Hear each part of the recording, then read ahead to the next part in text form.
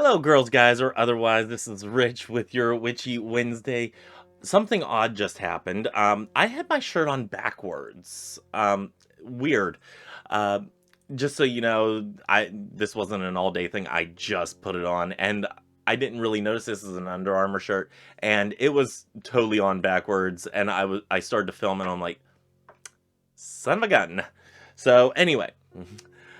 Hi, my name is Rich, and welcome to our Witchy Wednesday, where apparently we talk about wearing shirts on backwards. We are actually going through the Outer Temple of Witchcraft by Christopher Penczak, where he lays out the casting of the circle, and we're going to touch on a few of these things because I actually want to make room for something else that was just announced uh, today, I guess. For Spelltember, where we are doing spell work and whatnot, and it's kind of a hashtag. I think, who was it, Crimson, that put it on as a challenge. So it's not like a spell every day in September, but it is, showing your spell work and whatnot in September. And I do want to get into this book and showing some spell work that you can do from this book. I do think it is a great resource if you are looking to do some spell crafting. So I think that's what I'm going to do on some Witchy Wednesdays, and maybe I'll sprinkle in a few others here and there. So, but before we do that, we got to finish out the casting of circle and the circle and what we do in there and all that stuff. So last time we talked about the quarter calls and evocation, and Jelly is finally going after her treats. What a good girl. Just a sidebar here. I walked into the witchy room, and I had the cat treats up on a shelf where my computer used to be. I have that, still over there. And I have the shelf there, and I had the cat treats on there, and little Miss Karen got the bag down, and she started to rip it like in the middle to get at the treats. So this is the second time she did that. The first time they were just sitting on my desk. I didn't think she would do that. But this time she ended up getting up on the back of the chair that she likes to lay on. She swatted that down, brought it into like the middle of the floor, and started nomming on them. So I walked in right as she was doing that, as she got the bag open and was chowing down. So I don't know how many she's gotten. So she is not joining us today. She has been banished from the witchy room, and the treats are now in the desk drawer where they need to stay, I guess. So last time we talked about the quarter calls and evocation. This time we're going to talk about naming the work. This is and we're going to go from everywhere from, let me take my rings off. We're going to go from naming the work to raising the cone of power. And then next week, we're going to go into grounding, final blessings, devocation, releasing quarters, releasing circles. I think that is something that is fairly self-explanatory. But yeah, we'll go through that. Anyway, anointing. So this is something that I don't regularly do. This would be something that I do prior to circle. This is something that you can do it fairly simply. And let's see if I actually have some. And I might do this in the future for... Nope, that's not. That is some... What you call it?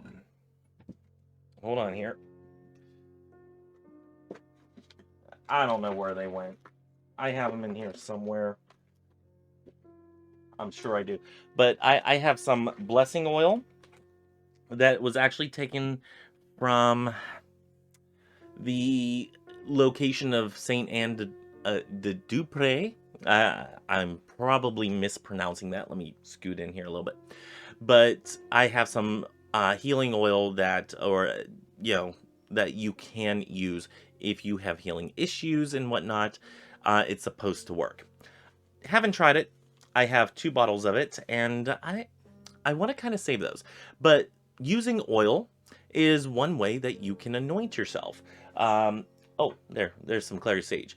So basically, to anoint yourself, you can quite plainly take a little bit, put it on your fingertip, and you can bless yourself on, on the head. You can bless yourself, you know, on the wrists, whatnot.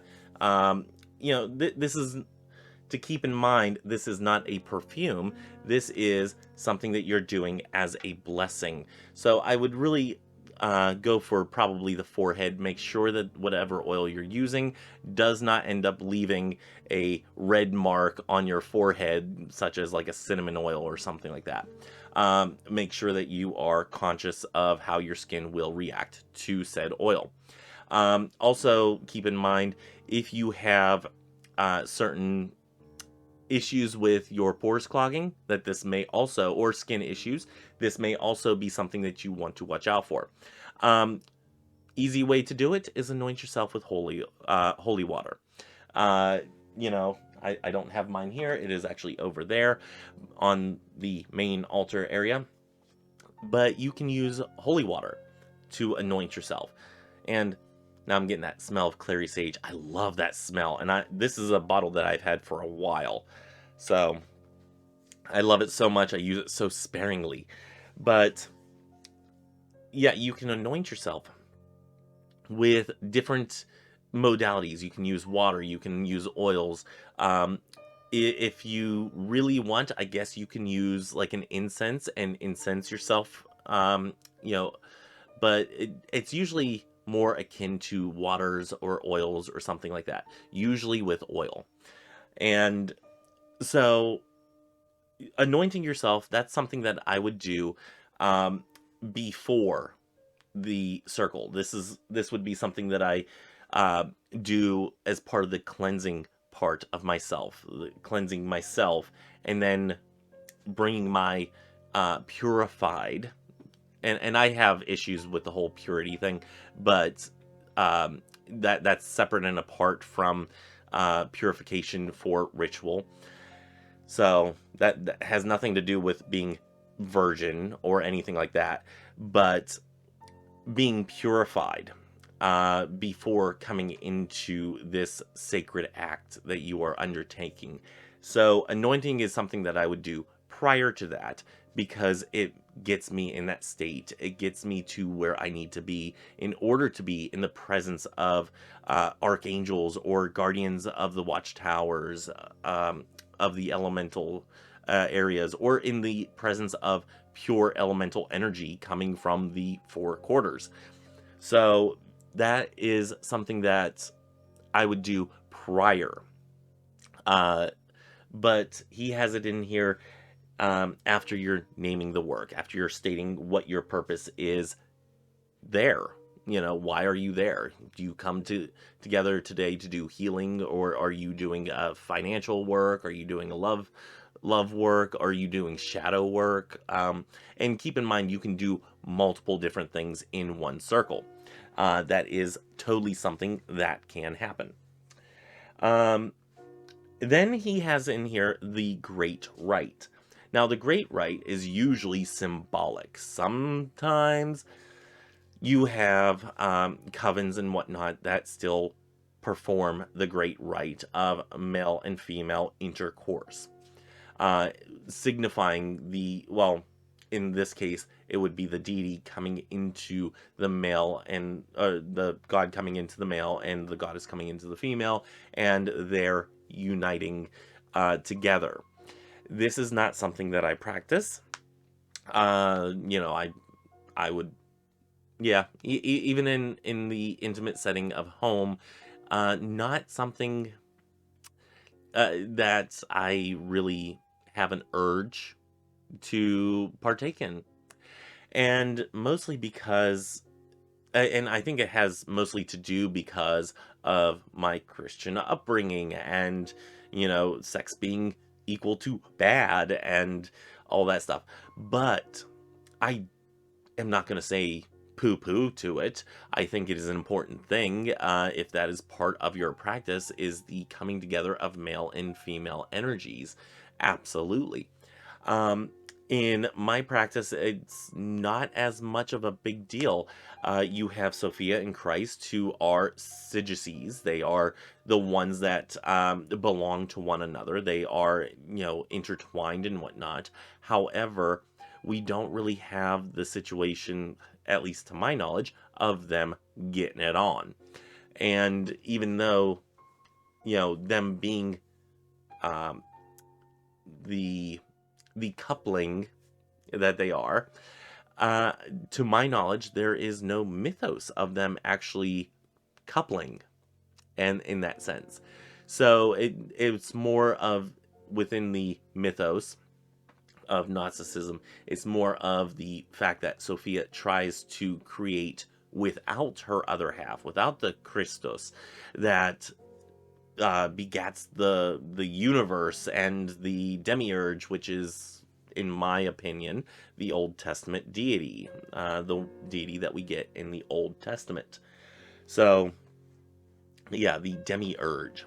Okay, so then we have, anyway, before I move on, this is usually symbolically signified as the athame going into the chalice.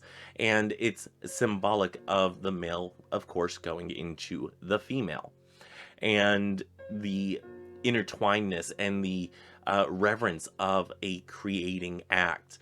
Now, for me, if I were to do the Great Rite, even in a symbolic sense, it would be more of, if I was trying to bring forth something, if I was trying to birth something that, to me, would need the blessing of both deities. And actually, now that I'm saying this, I probably should do that for something that's coming forth, that's being birthed, later this, or being announced as of October 1st. So, and won't actually take place until 2022. So, yeah, I should probably do that right in order to help birth that and get it moving and bring it to fruition and be the way I want it to be. And, of course, how the community wants it, because part of this is also going to be community involvement. So, big thing on that one. And of course, you'll know more when the curtain is pulled back on October 1st. Matter of fact, I should totally do the whole pulling back the curtain. I should totally do that bit. I'm thinking I will, but don't hold me to it. Can't promise anything. You'll see. Anyway, moving on. Raising energy. This is commonly done, at least in my practice, by either listening to music and sitting there in meditation, bringing the energy up through me. You can also do this in many other ways. You can play an instrument. You can dance. I'm not that physical of a person.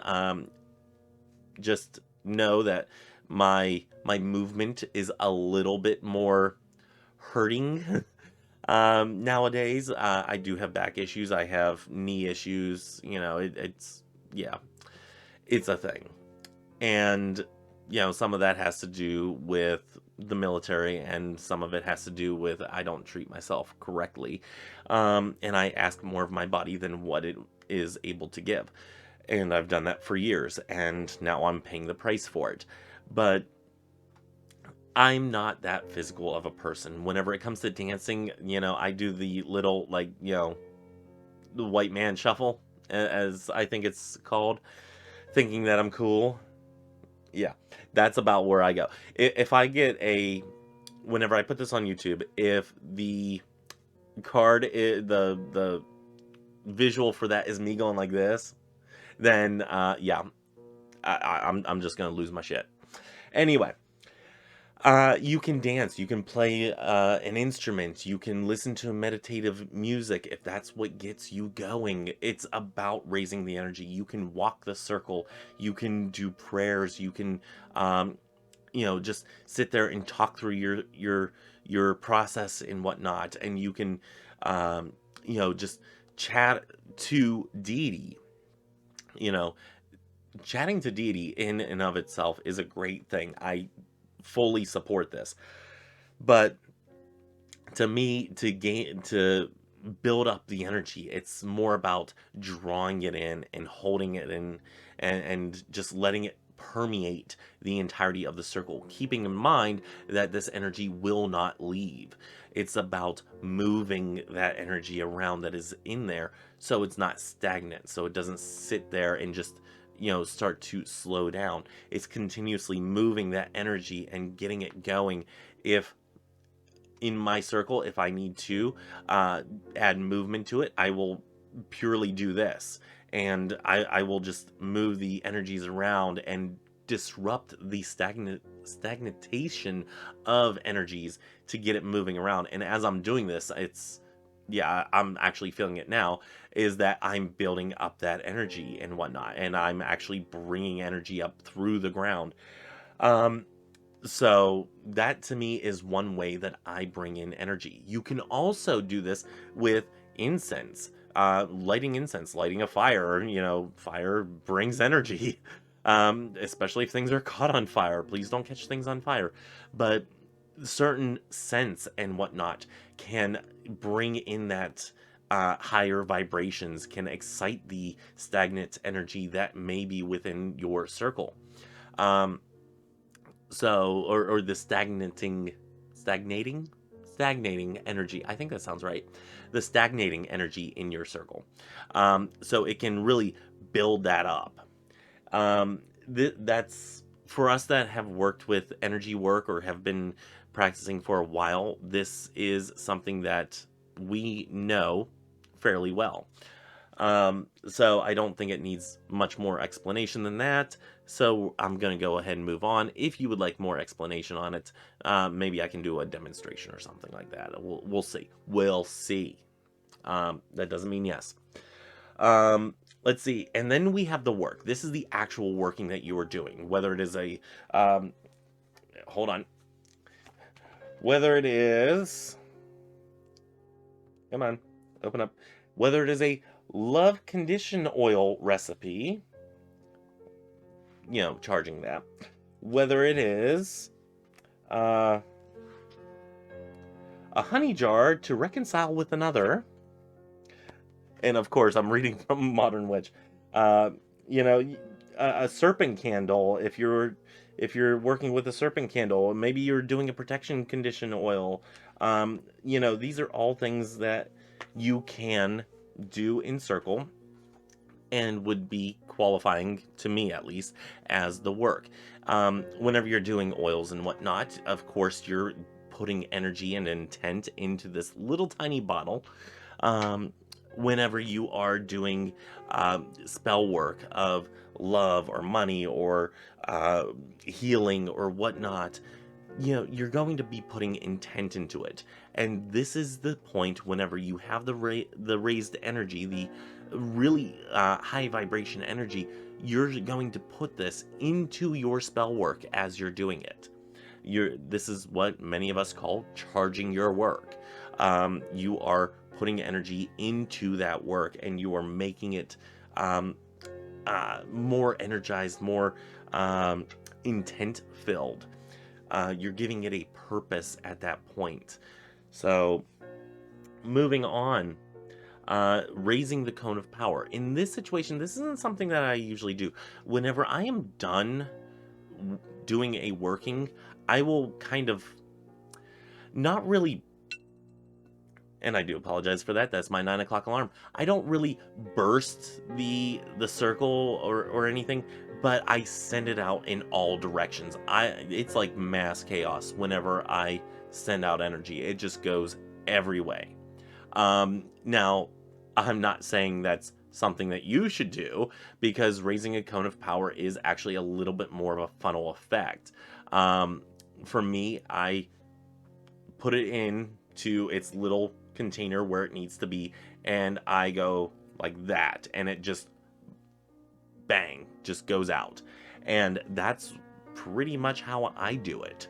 However, doing a cone of power, you're focusing it in more like a laser beam, and you're going to focus that into a tiny point, and you're going to direct it into a certain or into a certain direction. And whenever you do that, you have more of a chance of hitting the target that you want. I don't necessarily do that, but I've also not had any issues with my spell work working the way that I need it to. Um, Financial ones are a little bit harder for me to do. Love ones, my gosh, the amount that goes into those and the things that have happened are great. The ones where it's more baneful, a lot of energy goes into that. It goes boom, and I send it out. And I guess this could be kind of the cone of power. When I think more of a cone of power, I think of, out the top. But if I'm going like this and I'm kind of shooting it in one direction, then I guess that would also be considered a cone of power of sorts. It's giving it direction, but I do let it kind of like, spread out as it needs to, because if I'm going to be doing a spell, especially one where it's more of a baneful type, which I don't do often, if somebody needs punished, they're going to get it. It's going to be scattershot. Maybe there might be a fallout of one other person or two other people, and maybe a whole crowd. But as long as if the main target gets hit, then mission accomplished.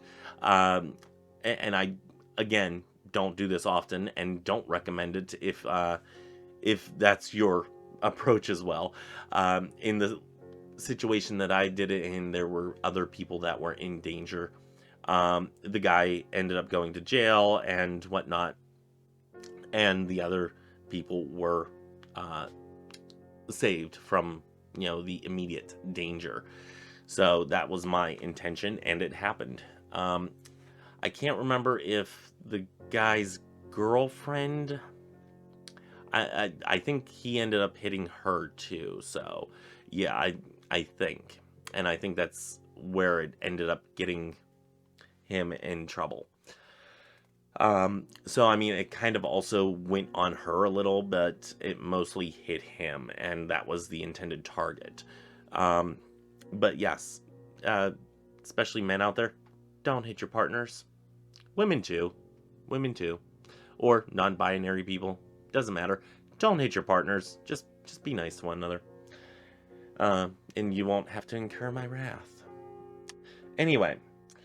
So yeah, raising the cone of power, unless you would consider this a raising of a cone of power, like, directing it, which I would not.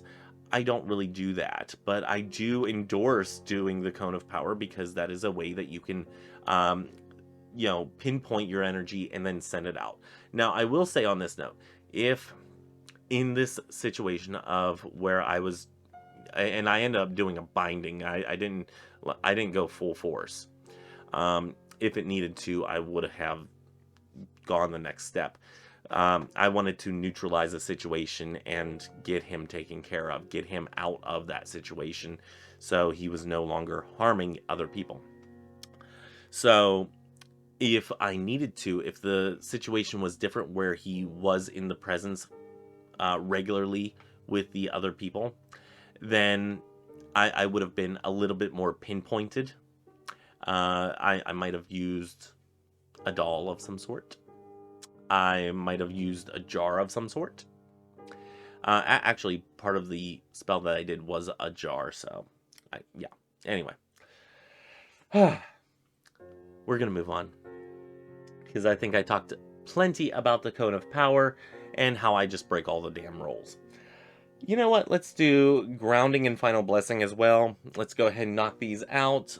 Grounding is something that whenever you're all energized and whatnot, you need to neutralize, or I should say, you should neutralize that energy. Some people like to be all lightheaded and be in that spot and be all built up with that energy for a while. Other people, it may make you sick. Um, so what you do is you can quite plainly put your feet on the ground and envision and bring that energy down through your body and out through your feet into the earth. And I did a video on this quite a ways back, so you can always look that one up. I do have several playlists, and I think that's on under the Christo-Pagan one. So yeah, you can do grounding at this time. Again, I usually do it afterwards. You know what? Screw this. Let's continue on through the rest of this. Um, let's just keep on going here, because I kind of want to do Spelltember. And let's see. So we talked about grounding. I did a whole video on that. The final blessing. This is one that I see talked about a lot. At least not in book form, of where this is a distinct different part. Now, the final blessing. Let me see how he says it in here. Final blessing is a time of doing any last work or consecrating. My tradition ends a circle of light and healing. Everyone places their names of those people, places, and situations that they wish to send healing light. Then we raise a mini cone of power without the god position or serious grounding, just sending the excess remaining energy of the circle with the intent of healing out into the universe. So this would be more of the prayer chain aspect at the end of a church service, in my opinion. This is where, towards the end of, like, the end of the sermon, the pastor says, okay, does anybody have any prayers that they want to offer up, or anything that they need people to pray for? And several people stand up. I think it's more something in the Protestant, or in the Pentecostal denomination of Protestantism. I'm having issues, but I think that is something more in the Pentecostal area, but I have seen it done at several different churches.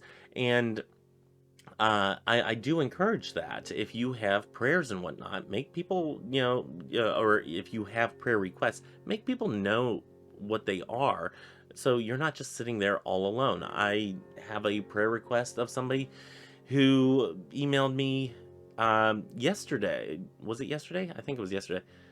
Jelly, get down.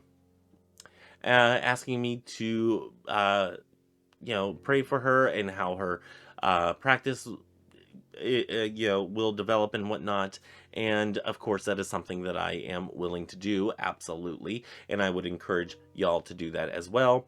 And the individual that that emailed me before, that Christo-Pagan Sunday was all about, also did post on there and says thank you to those who have shared. So wanted to let y'all know about that. Anyway, this would be the final blessing part, where you hold other people in that spot, in that place and time, and you ask for their healing, or for whatever blessing that you can bestow upon them. For me, this would be, this would definitely be in there. I would definitely have that in there as part of a circle if I was in a bigger group.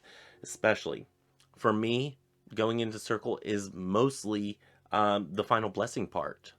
You go into circle and you're there with deity, and especially being alone in that area, it would very much be about the final blessing, or asking for blessings to be bestowed upon those individuals. So not something I really thought of with a larger group. And I don't see the cakes and ale in his lineup. That is also something that often happens in circle. Sometimes it happens afterwards, so I can see if That um, is part of his tradition. That that's something that happens. You don't do it in circle, you do it afterwards, and I understand that. Whatever. I've mostly seen it where people do that in circle, more akin to communion.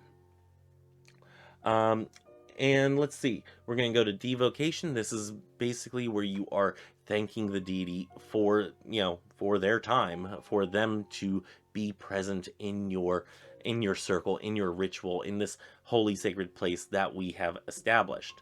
So this is the time that you say thank you to them, and always be sure that you thank your deities. If you are doing cakes and ale, uh, always remember first fruits. The first the first fruits of the meal, the cakes and ale, go to deity. After all, they are worthy of you giving them a sort of sacrifice. So you want that first one to go to them as an offering from you, from the collective, from the group, to them. Um, so yes, devocation would be where I would go with an offering bowl, and I'd be like, okay, here is cakes and ale, and please partake in this, take this as an offering to you, and thank you for coming into or being a part of my circle. Thank you for being here. Thank you for the blessings that you have bestowed and the work that you have assisted me in doing. This is very much just a thank you to them. Then we release the quarters. This again would be, for me, in reverse of how they are set up. I do believe Christopher Penzek says to do them in the same order that you did them, but I don't do that. And I don't know if it's the way I was taught either. It just seemed like that, whatever you do in what you call it, whatever you do in sequence needs to be undone from that sequence. So for me, it was always what you do going forward into the circle, you have to take that labyrinth back out of that circle. I don't know if that's something that I was taught or if that's just something that I have just done. Um, I would imagine that was something that I was taught. I'm gonna have to look in one of my old books now. Yeah, one of the books that I first started on. Um, so see if that's the way that it was taught, because I venture to guess that it is, because I was very by the book. Anyway, releasing the quarters, I go earth, water, fire, air. So basically, I go up to them, I say thank you for being in my circle, and it's very rote. It's a rote way of doing it. I don't give offerings. If y'all give offerings, let me know, but I don't give offerings to the elementals. And part of me thinks that you should, now that I'm thinking about it. So yeah, maybe let me know in the dibbly-doo, the comment section down below, what you think of giving offerings to the elementals for being present in your sacred space, for guarding your sacred space. Um, is that something that should be happening? I don't know. And then you have releasing the circle. Now, releasing the circle, I again do this in reverse of how it was created. Um, for me, in the past, there had been certain words that I would say to construct the circle, and certain words I would say to deconstruct the circle. And I'm actually working on a way of doing that differently for me. And yeah, I haven't really decided how I necessarily want to do that. So yeah, that I can't really share with you right now. I can share with you the old style if actually I'm gonna save that for a future video with something else. So yeah, that's basically the entire ritual. I do want to mention that whenever I am taking up the circle. I am usually going around with a wand, and I bring that energy of the circle into the wand and into myself. And I usually hold it right about here. And I hold all that energy right in here. And I kind of like pinch it off right here so it doesn't go any further. I don't allow it to go through my whole body. And then whenever I'm done collecting up all that energy from the circle, then that's whenever I ground, and I ground that energy as well. So that's the big reason why I ground afterwards, is because I'm still taking in energy after the circle has been brought up, or after it's been deconstructed. So that's the big reason why I do, as I drop stuff, that's the big reason that I do the grounding at the end. If I went a little bit too fast, I do apologize. And if I skipped anything, or if you would like to have, and I'm looking for the book and it's sitting right here. Let me get, hold on. Jelly, you missed a treat. Here you go. Well, you don't like those treats, huh? Yeah, if I went too fast, let me know. If I sped through something and you need clarification on that, please do let me know by leaving a comment below. Hit that bell notification, hit the subscribe button, hit that like button, hit that dislike button. It all appeases the algorithmic gods of YouTube. All hail the algorithmic gods of YouTube. And remember to leave a comment. And there's Kitty Tail.